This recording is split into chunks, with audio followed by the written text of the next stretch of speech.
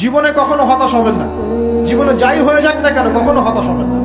মনে রাখবেন আল্লাহ আপনার রব, আল্লাহ আপনার সাথে আছেন ইনশাআল্লাহ।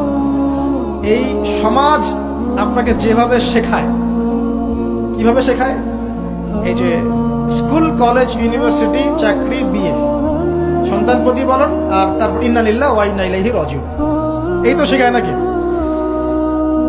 সবসময় মনে রাখবেন যে আল্লাহ রাব্বুল আলামিনের পরিকল্পনাই আপনার উপরে সবচেয়ে বেশি অগ্রাধিকার যোগ্য, সমাজের পরিকল্পনা নয়।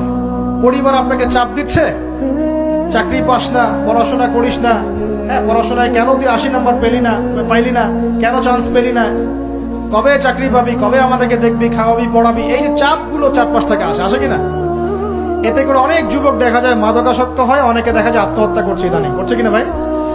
এই শব্দটা থেকে আমি এই পয়েন্টটা আজকে লিখেছিলাম যে ভুলেও আল্লাহর প্রতি বিশ্বাস এবং তাওয়াক্কুল হারাবেন না।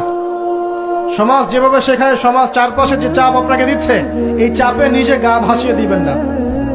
আপনি আল্লাহর কাছে দোয়া করবেন, আল্লাহর কাছে পথ চেয়ে নিবেন এবং আল্লাহর প্রতি তাওয়াক্কুল ভরসা করবেন। কখনো আত্মহত্যার পথ বেছে নিবেন।